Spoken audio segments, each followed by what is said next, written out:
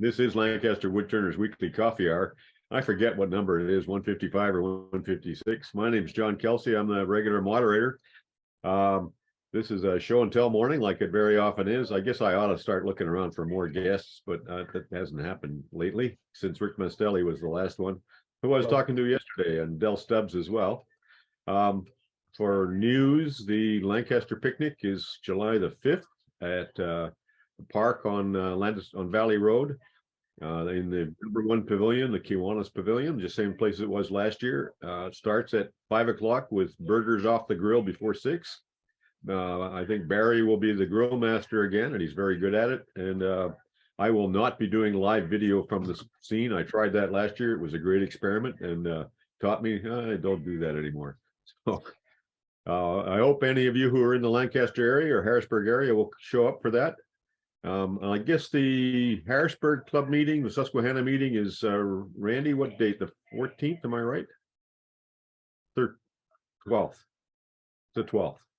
Yeah, our meeting was Tuesday night, and it is every second Tuesday in the month, and we hold it at the Woodcraft in Harrisburg. And Bill Tatt was the demo this last time, I think. Yes, he was, and if you want, I can show you some pictures that he brought in. I would like that.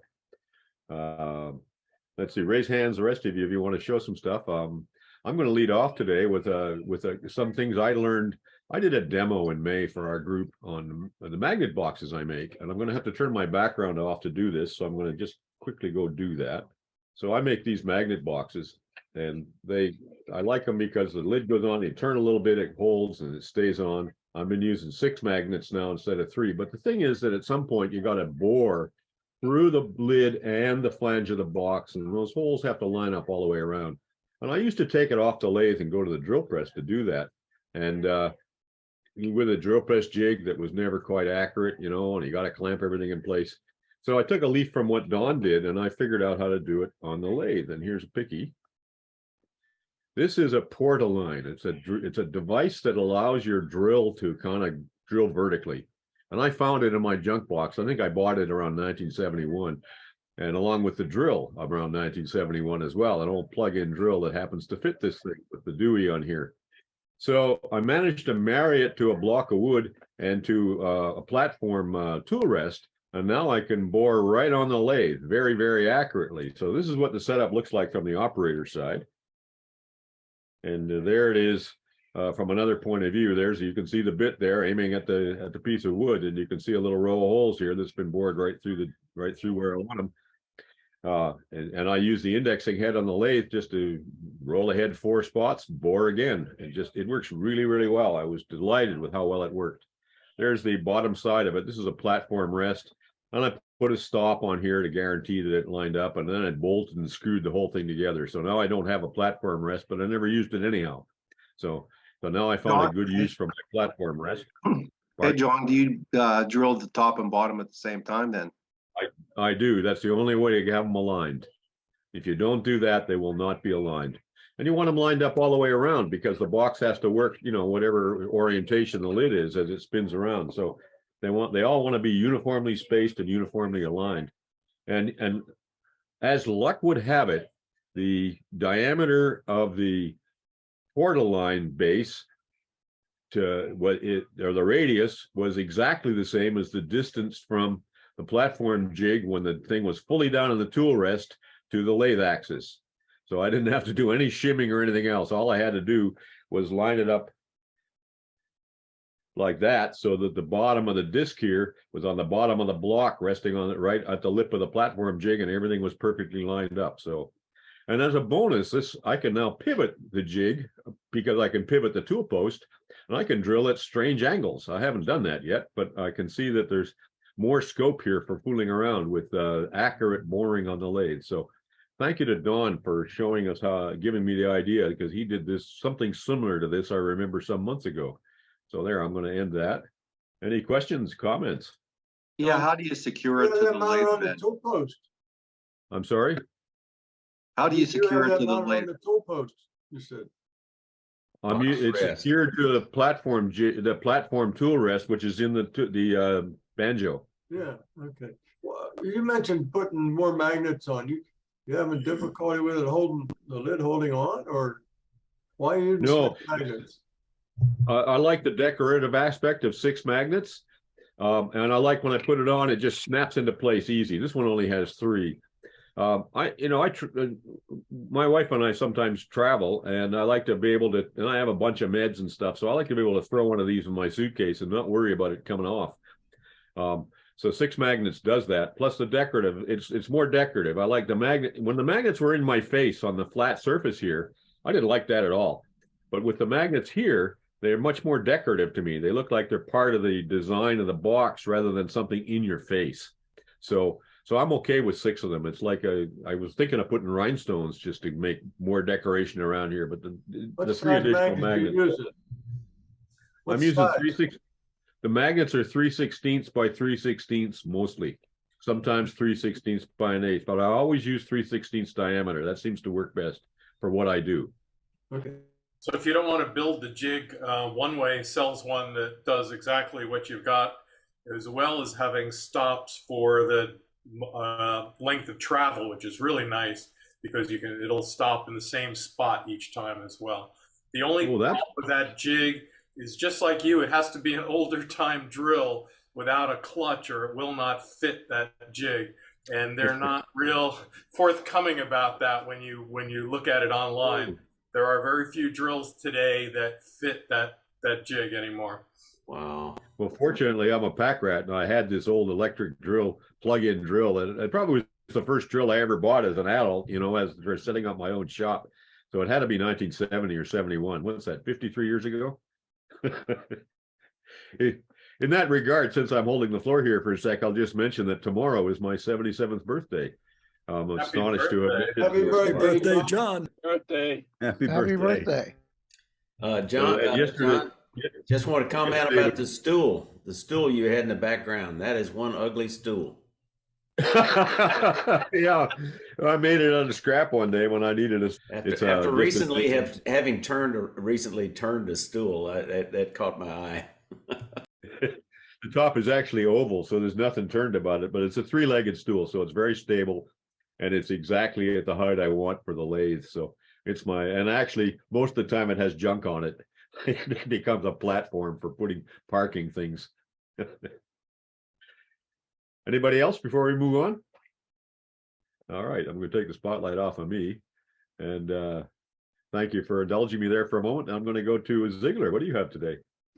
Well, I don't have anything to show. I just had a quick question. Hopefully it's a quick question. We don't need to go on a detour, but last week, I think you all offered some helpful suggestions about when you asked me what I used to finish the pieces that I've been making. I said I just used, after using some grit, to the final sanding, then I used the Beal system. I put beeswax on, and I think Mike or others said I should use I should finish one bowl and not finish the other bowl, and after 6 months compare the two. And I think you said that I'd be happier with what I finished because it would somehow retain the colors better. So my question is, while there's tons of options, I just wondered what people thought about the best or a straightforward finish to use. Mike was using Minwax antique oil. Minwax antique oil. Last week I made a little bowl for my nephew for his guitar picks, and I used Odie's oil. I don't know if that's similar to the Minwax. More expensive, probably better. Yeah, it's pretty expensive, that's for sure. Well, what I don't like about oil is it doesn't dry very quickly. I use spray lacquer, Krylon acrylic lacquer, or Minwax acrylic lacquer, or and Deft lacquer, all out of a rattle can. It dries in about 5 minutes flat. And I put always one coat, and if I wanted a shine on the piece and it to be really durable, 3 or even 4 light coats. I agree. 38 people online, so we'll probably have 38 opinions here as to what finishes right. Well, that's okay. All I found is, bring them on. I found that Odie's oil is really good if you don't want to darken the wood. Depending if you have a really spalted piece that sucks up oil and turns it dark, Odie oil is one of the things that doesn't seem to darken it as much. But there's all kinds of oil. I like oil finishes, and I use a whole bunch of them. So whatever works for you. I Okay. think Coatings oil. basically it requires an understanding of the difference between a penetrating finish and a surface finish, and deciding which one you want to use for what project. But after that, then you look at the individual products. All, So then, all my epoxy projects get Odie's oil. You don't have to sand it to multi-thousand grits to get a nice finish in my book. And so I use Odie's oil anytime I have epoxy on a piece. How So long does it take to dry Odie's oil? you can buff it out in an hour, but I don't know the final. I've not noticed as much of a difference. I use tung oil a good bit too. Now that takes days to a week to really solidify up or cure or whatever. But I also used tried and true on the big walnut bowl I made my wife. I don't know if it was the right thing to use for a yarn bowl, because first of all, it says use it very sparingly. And that was, I learned that after I put it on the bowl. So it took a long time for the oil it never dries really, but for it to actually be polishable, I guess I'd say. But it seems to have been working well. That Paduke, the little Paduke bowl that I turned for my wife, I expect that's probably going to lose its color and turn brown in the near future. So which finish do you all think is the best for retaining, to the extent that it's possible, retention of color of the wood? Is it penetrating? Gonna darken no matter what. It's going to darken no matter what he says. Yeah. Yeah. And the other thing, once you've got wax on it, you're going to have a devil of a time getting wax off it. And not all finishes only a few finishes will dissolve the wax. Right. Oils usually will, lacquers won't, or sometimes they will. It depends. It's very variable. So what you're saying, John, then is if I ever want to go back and refinish it, don't wax it, Yeah, or else sand it before you refinish it. which is a Sand the pain. wax off, or Yeah. wash the wax off. Find a solvent for the wax. The solvent you use will depend on what the wax is. Gotcha. Okay. For deep penetrating oil, I like Waterlox a lot, and they now have kind of a two-part system where you start with a universal sealer and then go to their tung oil top coat, which works really well. When Jim was talking about the resin though and composites, I like the Australian products, the Triple E and the Sheila Wax, because you get the polish, which also helps the resin part as well, getting your scratches out. So I find that that's a really easy way to finish composite products. I like the Waterlox a lot as well, but the trouble with them is they will harden in the can really, really quickly. But I've been using stop loss bags. Filled it a couple of years ago, and that system works really well as also. But the bags are about $11 each. No, I think you get 3 for 11 or whatever. But I do use the stop loss bags, but without those, yeah, it will harden in the can in a month or so, and so you have to do something with.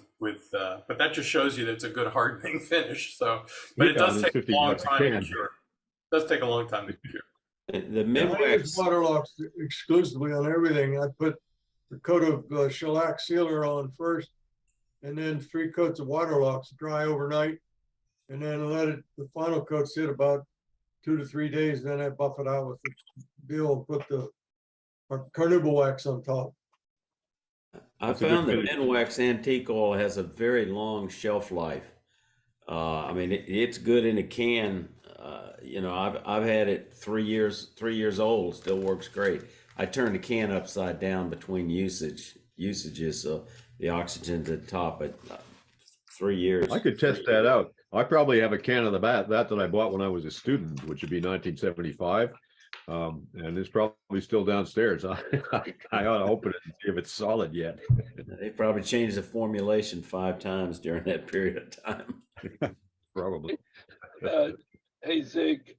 Yeah. I think when you're talking about finishes, the way I break it down is you're either an oil guy or a shiny guy.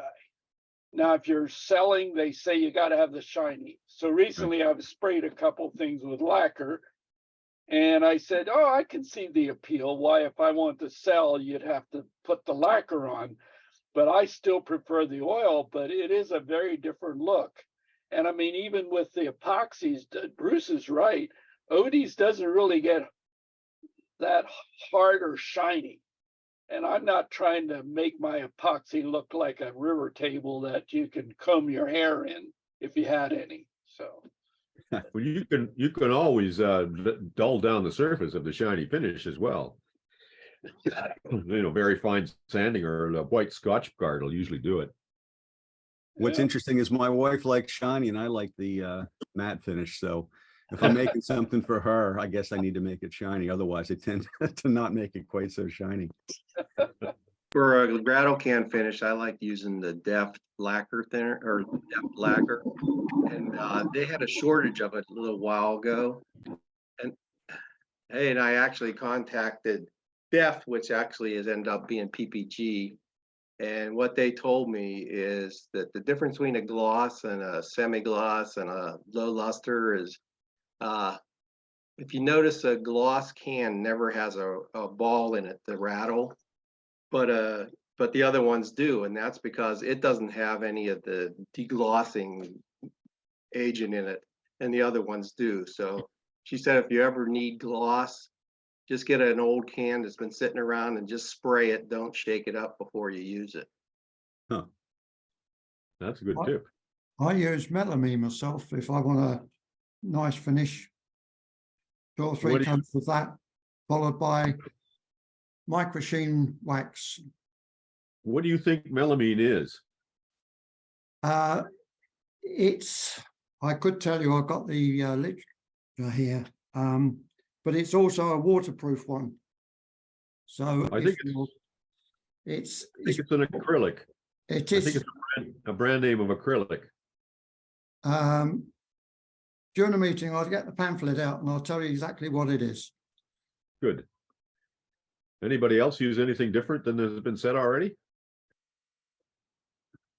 I've used the general bowl finishes.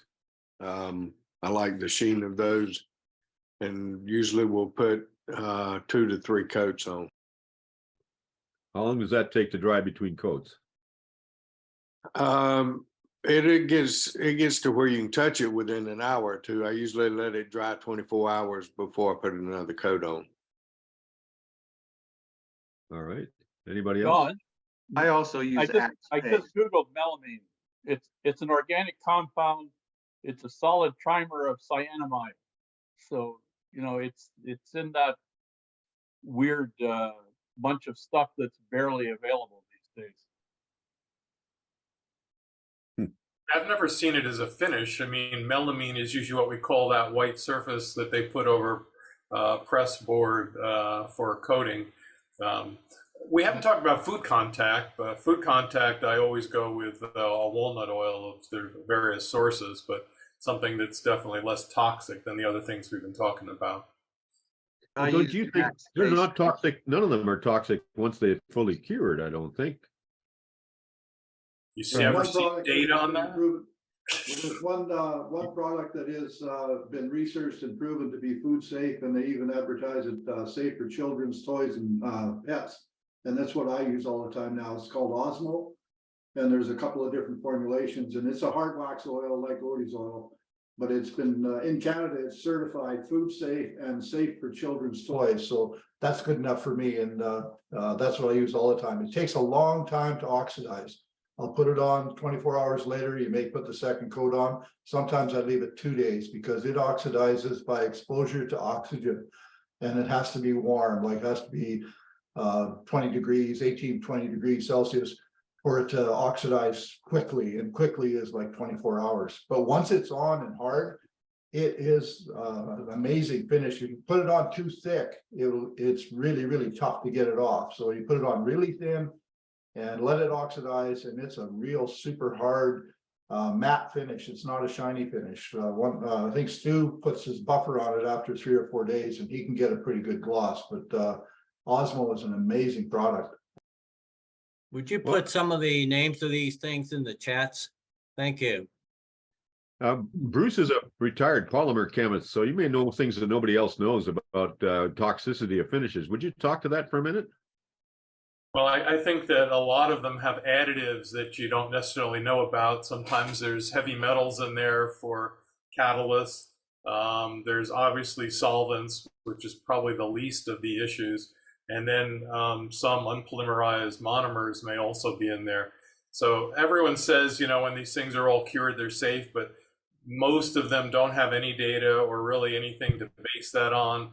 And I've never seen real tests. So it's nice to know that at least Osmo Oil at least has an advertised certification, but most of them don't have that. And you're just taking it on a leap of faith, quite frankly, as far as what's safe or not. And it's just what's out there. Flexner's argument was that if you sniff it and you can smell it, then it's not cured. What you're really smelling is probably the solvent, maybe not the monomers and the other things, but you would definitely smell some of the solvent. So things like water locks have all kinds of things in it that I would never use on food, but I think that's just, you know, my personal history with things. Yeah, I think the countervailing view, like John mentioned, is plastic food safe. And because all these finishes that cure, in effect, become inert like plastic. Well, and the microplastic in the environment is one of the big problems that we're only just beginning to come to understand. So it may be food safe in the way that it's inert, but on the other hand, maybe we want less of it anyway. That's a good point. John, the question you asked, I've got it here. I'll just read it. It says, the melamine additive to this lacquer gives it an improved heat and water resistance. It chemically cures, achieving maximum durability after 21 days. You can actually handle it after a day, and you can buff it within 24 hours, but it finally goes off. And it says, while both versions give a bright finish of full gloss will be easier to achieve using the aerosol. So you have the can and you have the aerosol. And it doesn't contain toluene, xylene, or CFCs. Compiles with the 71 regulation for use on toys. And best results used over cellulose sanding sealer. It sounds like something we can't get over here. It sounds like a British product. Right, it's supplied by Chestnut. Do you have Chestnut over there? No, I don't think so. Amazon. We get Chestnut products, but they all come from the UK. Yeah, Mylands, Don, also have a melamine. Yeah, Mylands, yeah. I've early on I tried it on pens before I went to CA. But well, it's yeah, a lot I of deal with Mylands as well. A lot of these things are turning up in the chat. If you guys who finishes that you like, will put them in the chat. I'll send the chat out with the next email or something. I have a whole lot of videos to post, so I'm going to be posting a catch-up email over probably next week early. Anybody else on finishes? Well, I kind of wish you guys had given me some more suggestions.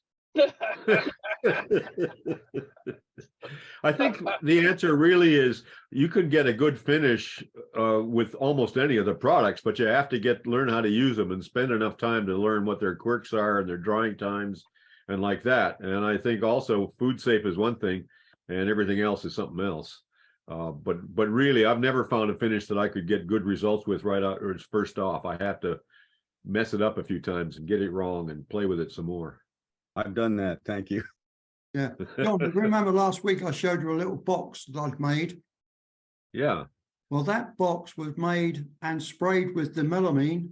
It had 3 coats being cut back every coat, and then it was finally buffed 3 days after I put the melamine on. And that was the melamine finish. That's a nice finish. And if you follow George Nakashima, he only used tung oil. So put that in your hat and think about it. So well, that's mostly what's in water locks, and I think Minwax as well. I'm not sure. I think it depends on what you're actually making, is what finish you want to put on it. and what environment it's going to actually be sitting in when it's being made. I think one of the main things about finish is patience, because you have to, the only one I know of that you can be in a hurry with is a Beal wax polish, and that way you don't have to wait for all the drying. But really, the real essence is the patience between coatings and the patience of putting multiple coats on, as opposed to wanting to get your work done. And our problem is it takes 20 minutes to go from raw material to a final sanded piece on a small bowl, and then it takes 3 days to finish it. Yeah. So you've got to kind of set up an assembly line, you know, and today I'll spray the pieces again, and tomorrow I'll spray them again. Absolutely. Okay, unless anybody else is going to jump in here with something new, I'm going to move along and give the floor to Alan Miller first. Alan, we haven't heard from you in a while. What are you going to show us? Okay, well, I'll try not to embarrass myself. I want to try and share the screen here. Here's the share button. Do you see a finial? We got it. Okay, one of the things I've been doing on a regular basis is volunteering at our local reuse it store. And they had a stack of working in the processing and repairing furniture to get it ready to put out on the floor. So they had a stack of clocks over in the corner that they hadn't touched for months. And I said I would start looking at some of those, one of which was a Howard Miller wind-up clock, but it had no finial. So part of what I did last week was turn that little finial. It's about 4 inches tall, 1.25 inches wide. And I had a piece of mahogany. And talking about finishes, I used the Minwax red mahogany, 2 coats of that, and then sprayed it with shellac. And I think it came out looking reasonably well to fit the clock there. So that one will be headed back to the store and be out on the floor in the next week or two. So that's the what store is that, so I can go buy it? It's the Reuse It store in Ephrata, up near where the old Kmart was. But yeah, things are priced extremely reasonable, and they generally try to have things out on the floor and gone within a week or so, relying on volume. Of course, folks donate the material coming, the furniture and material coming in, and a whole lot of volunteers work to get it ready to put it out again. So, Alan, very nice work.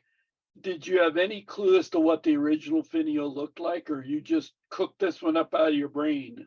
Well, I did some looking online, and as best as I could tell, the original looked more, that I would call that an acorn shape. The original looked more like a ball, but this is kind of we do have a grandfather's clock in our house, and this was based on what's on the grandfather's clock. It's a really great color match, and I consider that one of my weaknesses when I try and stain something to get it right. But I have learned reds tend to have transparent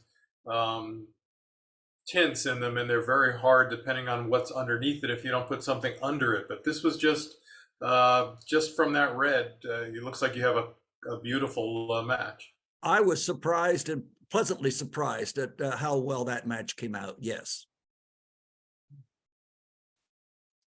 All right. So that's all I have. Okay.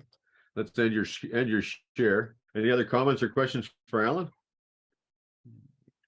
Nice work, Alan. I noticed also you got the design. It kind of goes with the clock. I mean, the shapes relate to one another, and I think that's important, and the scale as well. Thank you. Mike Peace, you're on. Okay. I made can y'all see that okay? Yep. Yeah, I made a grinder stand. I bought a second grinder, and it was awkward where it was. The stand had too big a splay on it. It's one of these stamped steel metal. So I made this and turned some knobs. I think I like having storage space. So underneath that cabinet's where I put my one-way coring base, because it's heavy and awkward place to store. And then you'll notice the little holster of PVC on the side. That's where I can put my slide arm for the sharpening. In this case, the Kodiak sharpening jig, but Wolverine. I've got one on my other grinder for the Wolverine. So you don't have to fiddle with sticking it on the other side. You can just slide it in the saddle. And I drilled this hole on the base, extended the base a little bit on one side to drill a hole. So when I put the swivel arm, it would tilt away from the wheel. It wouldn't accidentally flop into the wheel. Now, I wonder why you don't have any guards on those CBN wheels. Well, CBN wheels typically do not. You have to remove the guard because they're 1.5 inches wide, and the original wheels are 1 inch. But you have the guards primarily to shroud the wheel to prevent, if you've got if the wheel explodes, it contains the explosion. Well, these are never going to explode.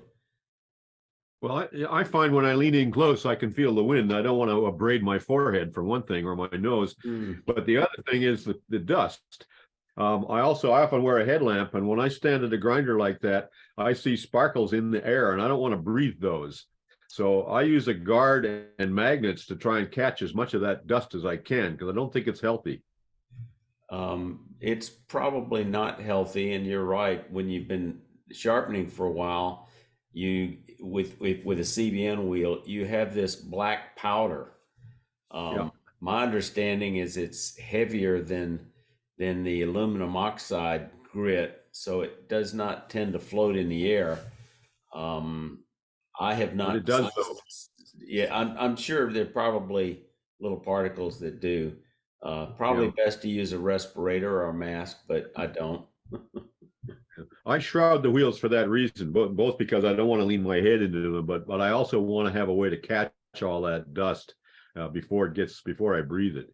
Yeah, you can put a bunch of washers, take the shroud off, put washers on there, spacers. It'll leave a gap, but you can still put the shroud back on. It's just almost nobody does.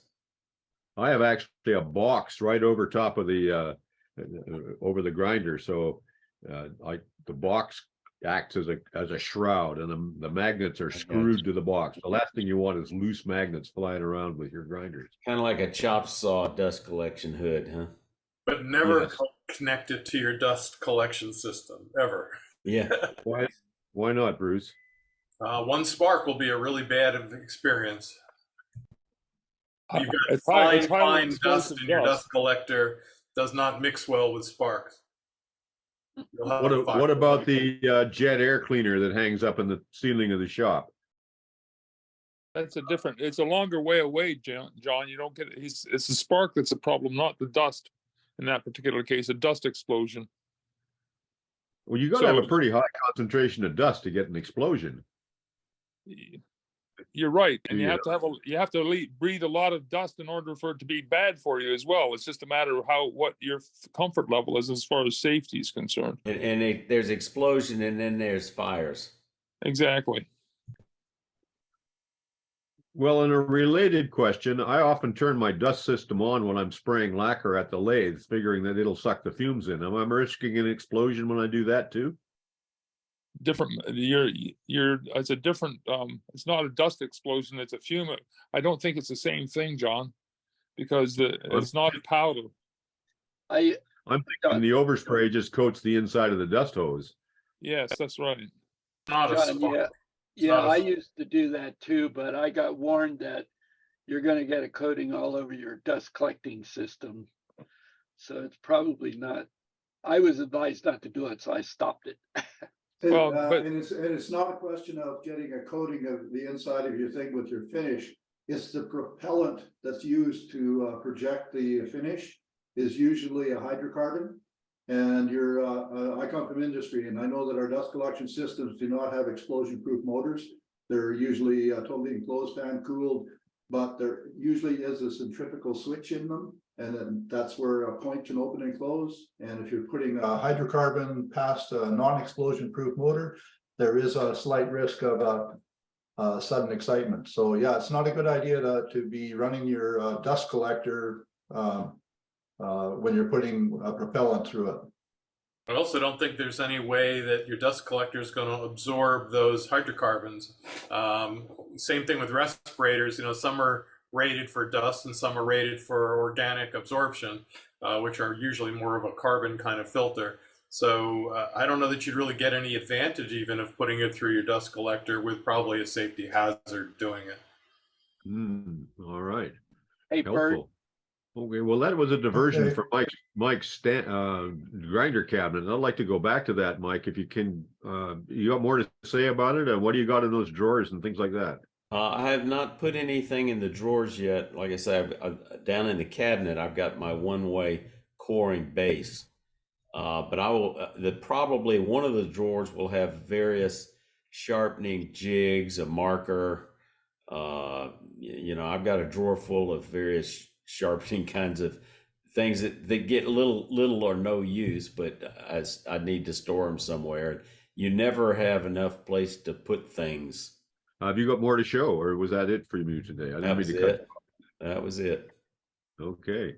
While we have you though, how is your joint project coming with Raffin and Tomasic and It's going real good. We've got to get together and brainstorm we've got our project for this coming month, but not any for the month after, and we'd like to have a long lead time. If it requires some special effort or wood, or to fit it into our time schedule. But yeah, it's fun. Well, what's your observation? I'll give you my observation real quick from the videos I saw. There's not that much difference in the techniques that I'm seeing. And that's probably true on most projects, other than variations in the tools used and a little bit how the tool used. But yeah, everybody's got something a little bit different, but maybe not significantly so. Certainly, the Tomislav from Croatia, everything he does looks just like Richard Raffin. I think there's probably a little more variation, a little bit more, maybe not much, but between Sam and I and them. Tomislav will be using scrapers, and everything he does, he's kind of learned from Richard. So he's Richard 100%, whereas Sam and I probably watched, learned from other people, and so we have a little more variation, maybe. I'm seeing more variation in the design sensibility than in the techniques. Yeah, I think absolutely, and I think that's what probably the part that people kind of enjoy, to see how someone takes a general topic. This next one will probably be even more of a variation. It's like the one we did on the 6-inch cube, where it went in 4 different directions, I think. I think the difficulty is that I've had is finding the corresponding videos on each of your websites. I wonder if there was a way you could just post.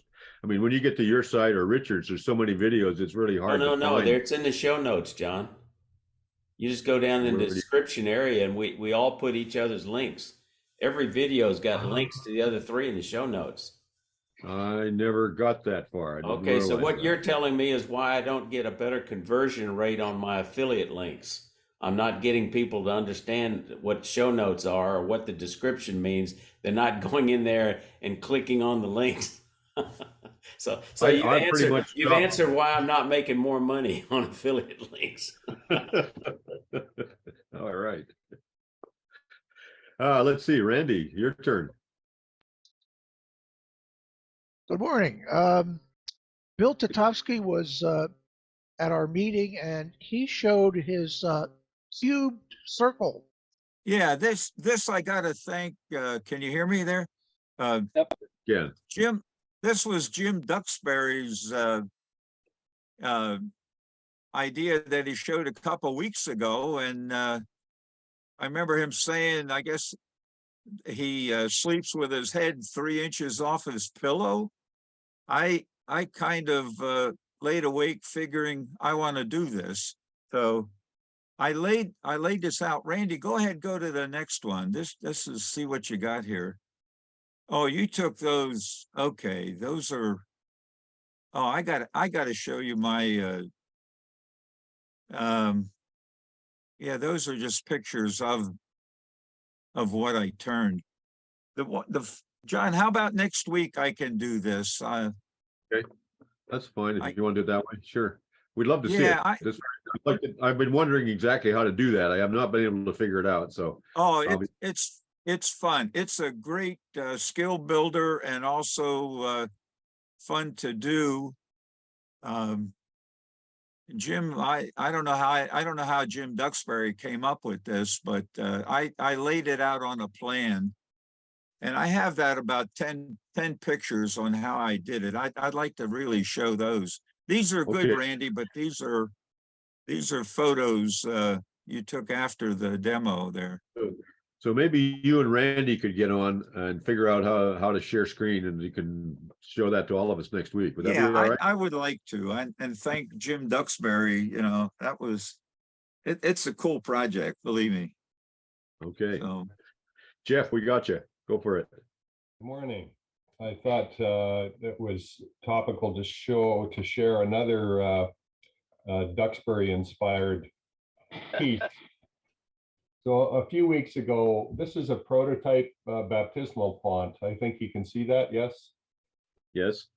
Yep. That I'm making for church. And of course, I don't want to make the final thing before church council approves it, but this dome would be complete, of course. This would flip upside down and be the bowl for the water and all that stuff. But a few weeks ago, Duxbury showed a piece that he did with this sort of zigzag pattern, but his was cut off at the top. And I thought, well, that looks really interesting. I want to incorporate that into this piece. Inside would just be a solid, a hollow cylinder. And it solves a number of problems with our existing font. And this, the piece beside it is a paschal candle that I made a couple of months ago. So turning top and bottom, and then CNC work in the middle. It's all birch, all finished with wipe on poly. So it's birch because that's local for you, isn't it? Yeah, I laid in literally a couple of tons of that when I first started turning about 10 years ago. Most of it's dry as toast right now, and that's just perfect. Questions for Jeff? Well, let's just say nice work. Nice Very work. nice. Yeah. Thank you. Yeah, it's an odd design. I don't know if they'll like it, but well, it matches the other two pieces of furniture that you can see to the left, I think, very well. And I think that's the trick on building something new like that, having it blend in when it's different. Well, I had to make several pieces actually. So way in the back, there's actually a processional cross that the pastor wanted, and then there's a processional torch. I don't know if you can see my mouse. Yes. But there's a processional torch, and these things are in two pieces because he wanted them to be packed in. So that's fine. But the old style, the plant holder, the plant stand back there, that's sort of what the existing baptismal font looks like, and everybody hates it. So yeah, I agree. It was a challenge. I wrestled with that for quite a while to try to come up with a design that went with the existing sort of space where there's a lot of strong verticals, but you don't want everything to look the same. So that's why that. So another Duxbury inspired thing. Very nice. Very nice. Nice indeed. Nice work. Thank you for sharing it. Okay, Doug, what do you have? Jim was referring to something been working on recently. You may have seen these before with Angelo. Working with Angelo about doing split balls for magic tricks. Well, I'm not satisfied with doing split balls for magic tricks as such, so I got balls inside of balls. And what I'm working on at the moment is the next, starting from the bottom up, is to get balls inside of balls. And now we have, to put it in perspective, I think I'll just hold the tape measure up there so you can see that that's approximately, what is that, half an inch or so? And then we go to get another one inside there, which is now down to, I think it's like 3/6. Oh, well, that's maybe the half-inch one there. And that also splits open so that I'll make a final ball for the middle of it. So just to make go crazy on shells. I'm going the reverse direction, going from small, and I'm hoping to see how many shells I can fit into a 2-inch diameter or a 3-inch diameter shell, like a Matryoshka doll. Anyway. That doesn't look real spherical to me. It looks more a bean shaped. You're absolutely right, John, and go for it. If you can make it more, when you get a bit of practice at it, you need to. The problem is these things, when you get down to that size, you got to do it completely by eye, and it looks fine when you start out, but doing half and half and then putting them together afterwards. I think I have the example here. I did at least 3 funnels making this one size here. I did at least 3 funnels making it because of getting down the size so small. So that is part of the skill, I guess, and part of the practice to get those down to the bean shape, get rid of the bean shape. And have you got an overlap? Is there like an overlap there, like a tenon that fits in to a little recess? Yes. So that's part of it, is to make that. Yeah, the issue, I'll pull that up. I'm trying to make it so you can actually see it in the photograph. You kind of have to quit waving it around. Yeah. Can you see it there? Yes. Yes, there's a little tiny tenon on there, and getting that tenon so it sticks is and making it all. And then in order to get it round on the backside, you have to put it into a tiny jam chuck and stuff like that to make sure it's right. And it's really hard to because when you think you've got 2 hemispheres, putting them together is only after you put them together is when you find out you got a bean instead of a sphere. Well, couldn't you cure that with appropriate templates? Yes, I to a certain degree, you're right, John. But when you're getting down to something this size, the problem is just I think you need to a magnifying glass and the template. And the problem with something here is that circle size is so fine now that it's really getting difficult. So this template that works on a size like this, you might have a little bit of an error on the large one, but the small one doesn't tolerate any error at all now. As far as the sphere is concerned, you can have a little bit of error on the thickness of the inside, but there's no sphere error. So that's where I'm getting down to. That's why I'm saying I'm practicing, because I'm with you. I'm not entirely satisfied with that sphere. It'll take probably another 5 or 10 to do it, but it takes almost as long to make one this size as it does to make one this size, to put it that way. And what's the wall thickness you're shooting for? I'm shooting for 1/16. Hopefully on the wall thickness, and the reason for going for a wall thickness of that is because of that little lip on the outside there is requiring me 16th. But again, 32nd wall. The problem isn't the wall thickness on the outside diameter. The problem is the wall thickness on the inside, the very tip here, that wall thickness. And if you get it too thin, it just turns off immediately. So you have to getting that off the lathe in one piece without a funnel has been a challenge. Anyway. So the diameter of that is what, a half an inch?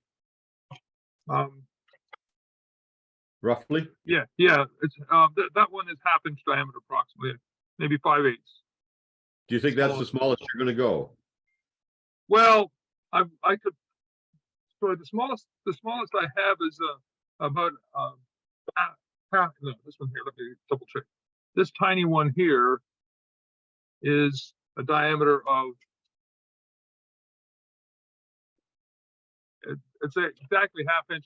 I at this point in time, I want to get that one round before I go to a smaller one. I've got it so I could make a smaller one in the middle if I want to. But now we're getting down to the fact that the wall thickness is so thin. It's so small that the wall thickness is becoming a major portion of the diameter. So I can make a ball to go inside, but I can't necessarily make a split ball. We'll see. It's a matter. The other question is the type of wood. I suspect if you got the higher density wood and made sure you got a good solid, something like a real soft, high density rosewood or something, it would be considerably easier. This one's made out of walnut. The other one was made out of maple. I think if you take a really high density exotic wood, which has got very uniform, dense grain on it, that you might be able to do something better than that. I was thinking about that. Tighter grain was going to be a lot easier for you, probably. Yeah, absolutely. Then that's the thing. So, but I wanted to make a few mistakes before I use some of my good expensive rainforest wood, you might say, even though it's small amounts, but even so, it's like, anyway, I see you smile, Kai. I've set you a challenge. Now you make one smaller for me, okay? Okay. Doug, maybe one idea for making very small templates is to drill a hole with the appropriate diameter drill into very thin plywood, as for example the material used by architects, and then cut away from the wood the proportion that's in the way. So then you can use it as a template, and you've got exactly the right diameter or the same diameter as the drill has. So that might be an idea for making the templates. Yeah, that's a good idea. I've got a drill press and everything, so I can use it for anything less than half an inch. Once you get up above half an inch, well, even a 3/4 inch drill, wood drill will do it. The accuracy is, again, people think about 3/4 inch drill or a half inch drill as being half inch. Well, a little bit of a wobble takes it out of there, and now you've got. So you have to really be careful, even when drilling that sort of thing. It's down to just. It's a matter of precision. I think I sometimes get amused with Bill Tchaikovsky and precision he likes to talk about in his drawings. I think this is down into machining precision on a turning, which is a little bit more difficult on wood than it is on steel and other metals. So anyway, I'm going to take it as a challenge myself. I've got some thoughts about how to do it too. So okay, well, I'd be interested to see what everybody gets out of that, because, as I said, the idea is to have a slightly larger one. And I started with the smallest one because then you can fit the next size into it, okay, in the center. And I want to see how many balls I can get into a 2-inch diameter shell. Okay. So there you go, guys. The challenge. How many balls can you put inside a 2-inch diameter shell? Okay, Ken Vasco, you're up. Hi there. Yeah. Lately, I've been watching a lot of Richard Raffin. He's been, about a year ago, he started doing videos again, and I started watching him. Well, he did one video. He had a really gnarly piece of, he called it claret ash. And it was firewood, and he showed how to keep repositioning this piece until it was a beautiful bowl, and I was just amazed by it. So I contacted him, got online, and I ended up purchasing the piece. And wow. I was just amazed by a couple of things whenever I got the piece. I don't know if you can see. I'll try to. Yes, we see it well. What amazes you? Talk to it. Yeah, it had a lot of imperfections, which for him is unusual. And he actually kept turning this bowl in the chuck until he got the top part fairly level. And I would never consider doing anything like that. But if you get a chance, you should watch the video. It's called Claret Ash Bowl. And it's really cool. And he kept teasing me about sending me something extra. And I was hoping that he would send me one of his Argyle socks that he uses for finishing. But he ended up sending me a little ring bowl in addition to what I bought. So I was really amazed. This is about an 1/8 inch thick, and this is about a 1/16 of an inch thick. And they're really gorgeous pieces. A couple of observations. The thickness is not the same throughout. It gets a little bit thinner in the middle right here, a little thicker here, a little thicker here, a little thinner here, a little thicker here.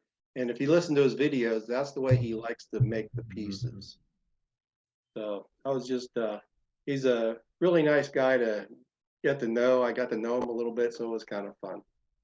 Well, when he used to demo in person, one of his demos was a coconut shell. He'd basically make a bowl without a foot, just a complete little half coconut shell. And then at the end of the demo, he'd split it in half in order to show how uniform the wall thickness was. And everybody in the room would go, oh, he's destroying the bowl. But the whole thing was the point, it was a teaching exercise. So it was really, really a lot of fun to see and to learn from. Well, I really, I just put in the comments on the video, it was a nice save. And I think he took exception to that because he intended to show what he showed. So he knew the end before we got to the, before we got to it. He's So like he was that. That's kinda a clever lovely little that way. piece. Yeah, Very it lovely was little a piece. fun experience. I was going to turn to Kai next, but we're down to about 2 minutes left. Kai, you got a quick comment? You're muted. No, I just wanted to respond to Doug's project. So I'm fine. Thanks. Okay. Hankinson, do you have that piece you wanted to show? I do. So let's show it right here. That's the one I couldn't show last week because Bert was online. You can see that? Yes. That's the piece you showed at the Lancaster Club. That's the one. So Bert was online and I hadn't given it to him yet. so that's done. A nice segue from Doug's piece because I did that on my my metal lathe with an ornamental turning setup I have. Is part of that CNC as well? Yep. Which part? Talk to what you did here. Well, I turned the box by hand. That's Manitoba maple. And then leaving it in the chuck, I mounted on my metal lathe. And that's hooked up to a couple of three-stepper motors. And using Bill Oombs's program, I created a design like that and a little Tudor rose on the top and cut it in. The box body took about, I don't know, about 20 minutes to design, to carve that in, maybe 30, and the top was about 5. And you have a video that shows how you converted the lathe, do you not? I did. I posted that last week, I think. Okay. Yeah, I found it very ingenious to rig up a metal lathe with the way you've done it. It's a very nice setup. I don't think I'm going to do it myself, but I admire it. I think it takes the tedium out of doing ornamental turning, and I wanted to decorate my pieces, and this is a very interesting way of decorating pieces, I think. It's extremely uniform. You get a beautiful result. I got to hand that to you for sure. Oh, that's the computer. I hate to say Windows. Oh, thank you very much, Jeff. I enjoyed seeing that again. And it's 11 o'clock, and thank you all for your avid participation today. A lot of great information went by. John, happy birthday. Yeah. Thank you all very much. Happy birthday, John. Yes, happy birthday. Happy birthday. I like 77. Happy birthday. 77 is a nice number. I'm going to hover here for a few years, I think. Yeah, I wish I was. While you're young. Wood shop. Thank God for wood.